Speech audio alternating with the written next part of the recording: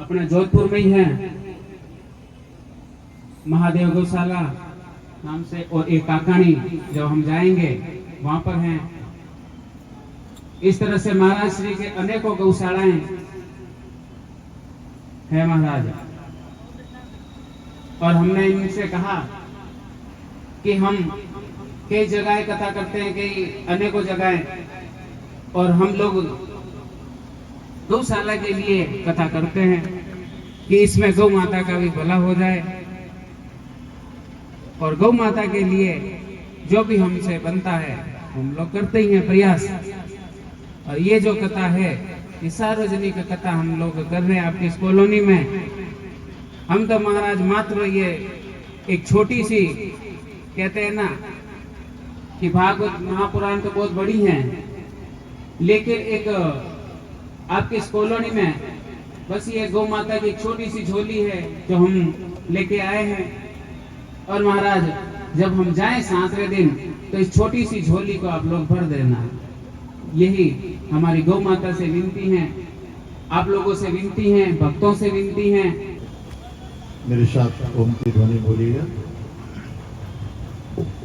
ओ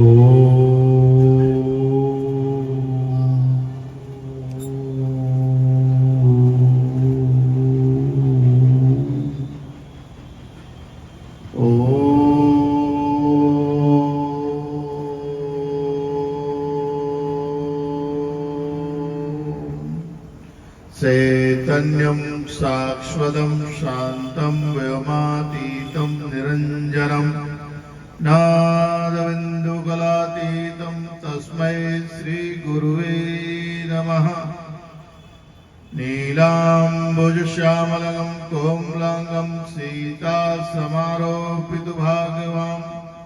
पाणो महासायकचारुचापं नमामि रामं रघुवंशनाथं। वसुदेवसुतं देवं कंचजानूरमर्दनं देवकी परमानन्दं कृष्णं वन्दे जगद्गुरु, कृष्णं वन्दे जगद्गुरु। प्रेम से बोलिए सच्चिदानंद भगवान की। थोड़ा और धीरे, ऊपर बालाजी सुन लेंगे। बोलिए भागवत महापुराण की। श्री सुखदेव जी महाराज की, श्री वेद व्यास जी महाराज की, गौ माता की, गंगा गीता गायत्री गौ माता की, सत्य सनातन धर्म की, सब हरिभक्तन की। आइए 2 मिनट वाणी को पवित्र करने के लिए भगवान नाम लीजिए। कृष्ण जिनका नाम है, गोकुल जिनका धाम है, कृष्ण जिनका, कृष्ण जिनका नाम है, गोकुल जिनका धाम है, कृष्ण जिनका नाम है, गोकुल जिनका धाम है, कृष्ण जिनका नाम है, गोकुल जिनका धाम है, कृष्ण जिनका नाम है, गोकुल जिनका धाम है, जिनका नाम है, गोकुल जिनका धाम है, कृष्ण जिनका नाम है, गोकुल जिनका धाम है। ऐसे श्री भगवान को बारंबार प्रणाम है, ऐसे श्री भगवान को बारंबार प्रणाम है, ऐसे श्री भगवान को बारंबार प्रणाम है, ऐसे श्री भगवान को बारंबार प्रणाम है। जसुमती जिनकी मैया है, नंद जिनके बाबा है, जसुमती जिनकी मैया है, नंद जिनके बाबा है, जसुमती जिनकी मैया जसवंत जिनके बाबा है, जसवंत जिनकी मैया है, नंद जिनके बाबा है। ऐसे श्री भगवान को बारंबार प्रणाम है, ऐसे श्री भगवान को बारंबार प्रणाम है, ऐसे श्री भगवान को बारंबार प्रणाम है, ऐसे श्री भगवान बारंबार प्रणाम। अर्चनीय वंदनीय प्रातः स्मरणीय जगत नियंता की चरण चरण में विराजमान अखिल ब्रह्मांड नायक परब्रह्म परमात्मा सदगुरुदेव जगत जननी गौ माता के चरणारविंदों में शाश्वत दंडवत प्रणाम करते हुए व्यास पीठ पर सुशोभित व्यास जी महाराज, जिनको रामचंद्र जी महाराज कहते हैं, और हमारे उत्तर प्रदेश लखदास पंडित दामोदर दास जी महाराज, और उधर बंबई से पधारे हुए श्रीमान मनोज जी कनौजिया साहब, और इस संगीत को सुमधुर वाद्य बजाने वाले गंधर्व के स्वरूप में सभी पूरी टीम का यथायोग्य सम्मान करते हुए सभा में विराजमान भक्तिमयी करुणामयी जगदम्बा अम्बा अंबालिका भवानी के स्वरूप में मेरी माताएं बहनें एवं जगत पिता ब्रह्मा के स्वरूप में सज्जनों बंधुओं एवं भाइयों, ब्रह्मांड में होनहार तारों की तरफ टिमटिमाते हुए बालक बालिकाएं, बड़े ही सौभाग्य की बात है कि हम सब श्रीमद् भागवत कथा का रासा आस्वादन कर रहे हैं। श्रीमद् भागवत कथा आज से प्रारंभ होकर 7 दिवस तक चलेगी। देखिए, कभी भी कोई मार्केट में प्रोडक्ट आता है तो उस प्रोडक्ट को बेचने वाले पहले उन प्रोडक्ट का ट्रायल करते हैं। क्या करते हैं? ट्रायल। आज के शब्दों में ट्रायल कह दिया है। हमारे हिंदुस्तान की संस्कृति के अनुसार उसको महत्व में कहा गया है, यानी उसका महत्व बताते, उसकी कीमत बताते, उसकी चाल चलन बताते, उसका लाभ बताते।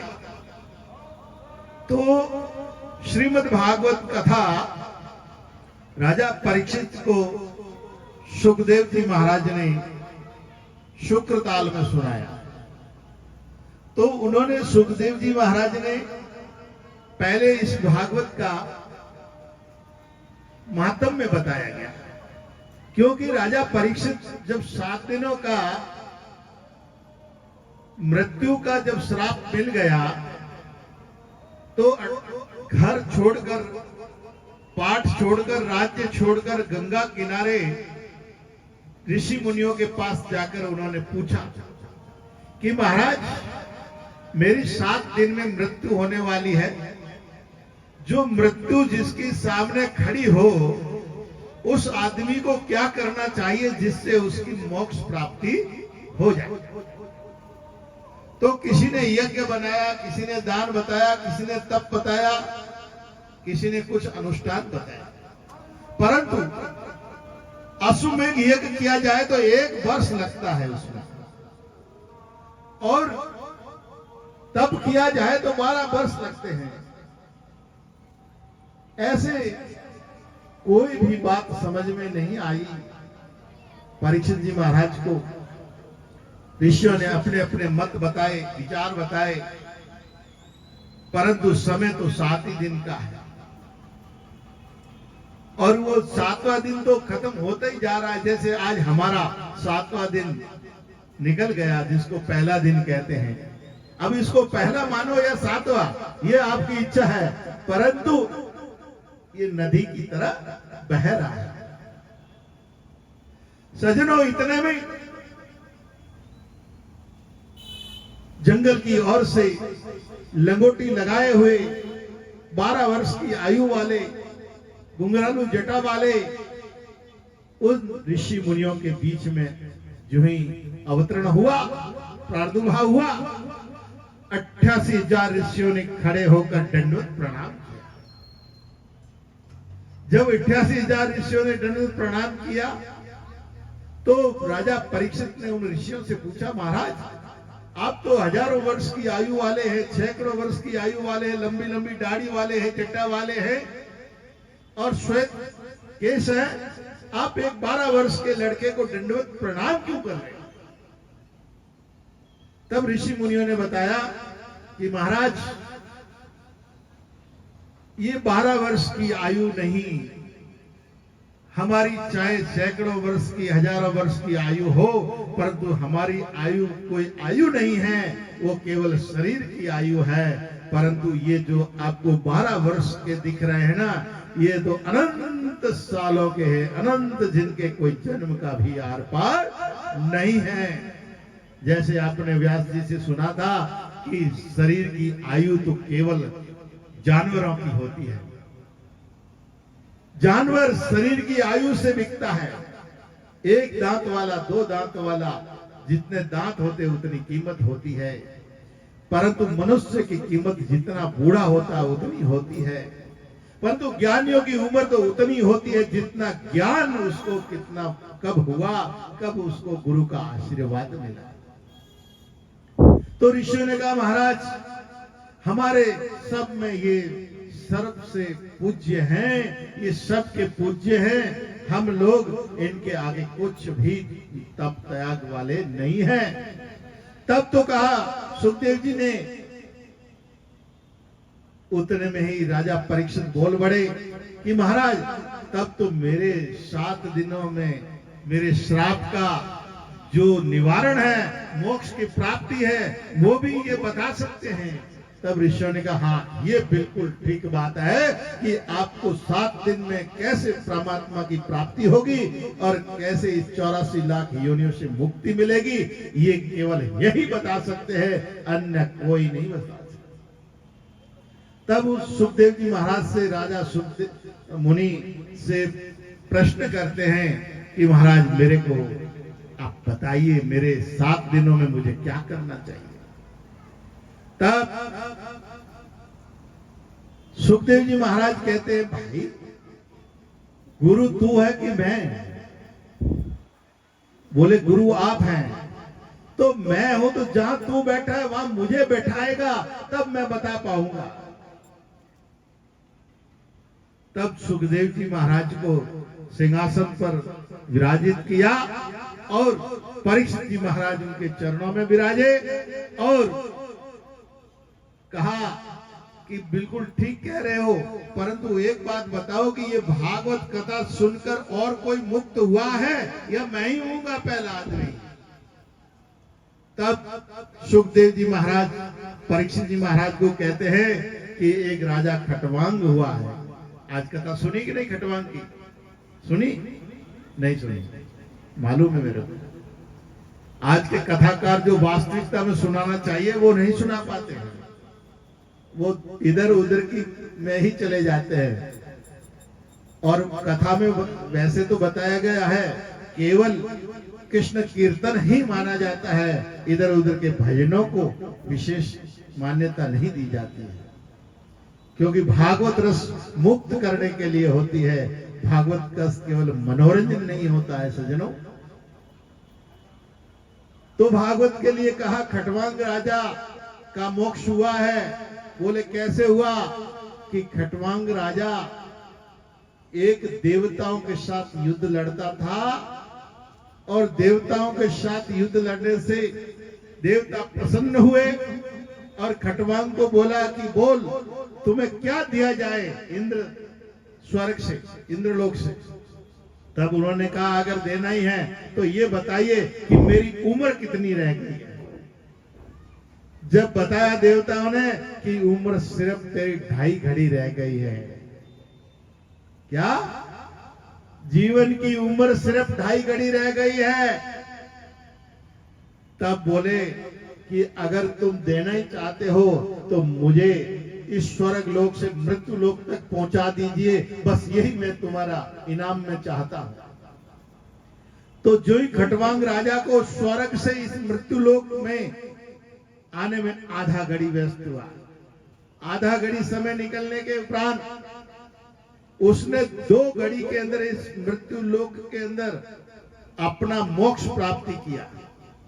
बोले ये राजा परीक्षित, तेरे को तो 7 दिन पड़े हैं, खटवांग ने तो 2.5 घड़ी में ही मोक्ष प्राप्ति पा ली थी, तेरे लिए तो बहुत बहुत समय है। तो महाराज इस तरह से सुखदेव जी महाराज ने राजा परीक्षित को महत्व सुनाया, उसका कीमत सुनाया और उसका फल सुनाया। तब श्रीमद् भागवत कथा को राजा परीक्षित ने प्रार्थना किया कि महाराज मुझे सुनाइए और मुझे मुक्त कर दीजिएगा, मैं 7 दिनों में मुक्त होना चाहता हूं। और वैसे ही जैसे महाराज श्री ने नियम बताए, जब तक नियम के बिना कोई भी फल नहीं मिलता। देखिए औषधि जो होती है, आयुर्वेद औषधि के अंदर मारवाड़ी में कहते हैं करी फले, नहीं फले करी, करी रो मतलब कई वे कि हंदोनो खावे और मत है देखो नींबू और नींबू रो सत और दही खावे तो कहीं वो हियाला लाडू खावेड़ा काम आवे, वो हिंदोनो काम नहीं आवे। खारो खाटो खोपरो जे गावण सुख चाहे तो चारो छोड़, तो शरीर सुख चावो करी चावो तो जीवन रे मैंने नियम रो पालन करना अनिवार्य है। जैसे भागवत में महाराज श्री ने नियम बताए वैसे पालन करे।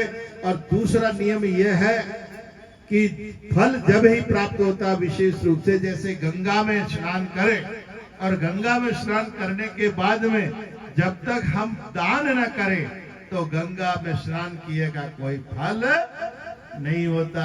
तो क्या होता है, उल्टा पाप घर आ जाता है।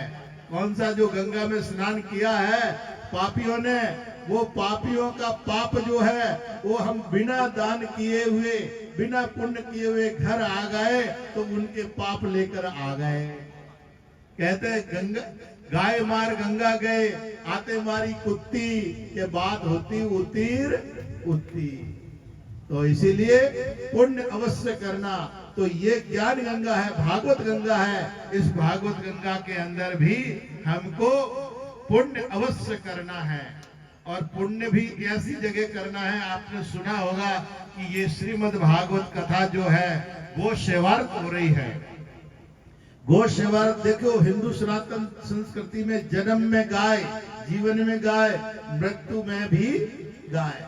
अगर आप गाय की सेवा कर लोगे तो तुम्हारे बच्चों को गाय की दान देने की जरूरत नहीं पड़ेगी। हुड़के में दान दिया करेगा कि भाई हुड़के में अभी शरीर छूट नहीं रही हो, श्वासा छूट नहीं रही है, हो सके तो गाय दान दे दो तो श्वासा छूट जावे। तो एडो नौपत नहीं आवनी चाहिए। जो छोरों ने गाय दान देवनी पड़े उन्होंने पहली अपने खुद ने गाय रे पूंछ पकड़ पड़ो, बेहतरीन नदी पार कर ले। और ये ऐसी गायों के लिए कथा हो रही है जो लूली लंगड़ी आंधी पांगली, लूली लंगड़ी आंधी पांगली, जिनके स्तन खराब हो गए, जो लाते मारती है, दूध पी के घर ने लोगों ने छोड़ दी है, रोडों पे भटकी है, प्लास्टिक कोतलियां खावे, ऐडी गायों की सेवा होया करे। दूसरा अपने ऊपर भीड़ भजन बालाजी में जो गौशाला है, वो गौशाला भी उसी में शिफ्ट हो रही है। सबसे बड़ी बात यह है कि भीड़ भजन बालाजी के ऊपर गौशाला में जगह नहीं है, बहुत संकुचित जगह है, गाय बहुत परेशान हो रही है। तो एक दिन मैं देखने के लिए ऊपर गया, महाराज श्री जगत गुरु जी से वार्तालाप हुआ। तो मैंने कहा महाराज श्री गाय बहुत कष्ट पा रही है। तो बोले क्या करें महाराज जी, जगह तो इतनी है, गाय तो बढ़ती जा रही है हमेशा। तो मैंने कहा आपको जितनी जरूरत है, यहाँ आसानी से रह सकती है उतनी यहाँ रखें, अन्यथा जितनी गाय है वो सभी गौशाला में पहुंचा दें, सभी गौशाला में पहुंचा दे। वहाँ खूब जगह हमारे पास जोधपुर के अंदर शहर में जितनी गौशाला है उनमें सबसे अधिक क्षेत्रफल हमारी गौशाला के अंदर है। जो पाल में आप जाएंगे, इधर पाल बोरनाडा तो आरती नगर आता है, जहाँ पेट्रोल पंप थार के सामने, रिलायंस पेट्रोल पंप के सामने, वहां पर 16-17 बीघे के अंदर गौशाला है आपकी। और थोड़ा सा उससे आगे जाएंगे, जैन मंदिर से पहले जहाँ आडा बोट लगा हुआ है, 4 लाइन शुरू होता है, वहां पर महादेव गौशाला है। और इधर पाली रोड जाएंगे आप तो मोगड़ा के बाद में जो काकाड़ी है, काकाड़ी जैन मंदिर के सामने स्वामी ज्ञान स्वरूपानंद गौ सेवा संस्थान वहां पर है। वहां अंधी जितनी भी गाय है वो अंधी गाय है, 3 पैर वाली है, जिनका पैर कहीं का यहाँ से कटा है, कहीं यहाँ से कटा है, कहीं यहाँ से कटा है, इस तरह की गाय हैं। तो अंधी, लूली, लंगड़ी वहां पर है। बाकी बछड़ों वाली जितनी गाय है या पाल में है, नंदी टोकड़े हैं। और गुरुओं के तालाब में भी हमारे यहाँ आश्रम है, वहां पर भी सेवा होती है। वहां भी 50-60 गाय हमेशा गौशाला के आगे कुंडी बना रखी है पानी की और चारे की, वहां भी सेवा होती है। तो ये हमारे पास लगभग आज की तारीख में 600 गोवंश के आसपास है जिनकी सेवा डेली हो रही है। तो उस गौ सेवा के लिए ये श्रीमद् भागवत कथा हो रही है। इसमें आप सभी लोगों को अपनी आहुति देनी है, ये बार बार मौका नहीं मिलता है। दूसरी यही है, अपने भीड़ भजन बाजा जी वाली गौशाला की गाय भी सुखी हो जाए और सब आशीर्वाद दे आप लोगों को कि भाई आप लोगों ने सेवा दी और वहाँ गाय खुशी हो रही है। आपकी वैतरणी नदी पार करने के लिए वह आगे आकर आपके परिवार को भी सफल और आपको भी सफल बनाए।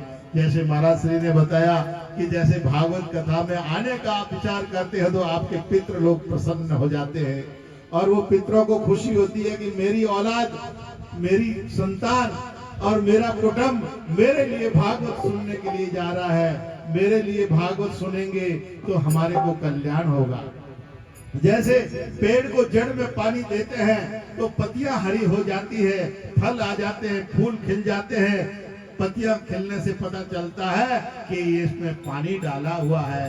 ऐसे ही आप श्रीमद् भागवत में आहुति देंगे और वहां आपका पितृ लोक में प्रसन्न होकर नाच गान करेंगे पितृ लोग कि हमारे, और आशीर्वाद देंगे आपको, आपकी भूरी भूरी प्रशंसा करेंगे कि मेरे औलाद। इसीलिए होती है पितरों के लिए, और पितरों की मुक्ति जब ही होती है कि संतान उसको हमेशा पितरों की। और यहाँ पुत्रों की पूजा भी आप करवा सकते हो। यहाँ पर अगर कोई ऐसा चाहे कि भागवत जी में मेरे पितरों को बिठाकर मैं पूजन करना चाहता हूँ तो वो भी आसानी से कर सकता है और भागवत का लाभ ले सकता है अपने पितरों के निमित्त भी। अब ज्यादा नहीं कहते हुए, समय काफी हो गया, पर अभी मेरे को जरूरी थी ये बातें कहनी, क्योंकि जब तक कहूंगा नहीं तब तक आपको पता चलेगा नहीं। महाराज श्री भागवत कथा कर रहे हैं और आप लोग बीच में या लास्ट दिन एक दिन आप यहाँ जरूर पधारे, गौ माता के दर्शन करें और जीवन लाभ लेवें एक कीर्तन के साथ में।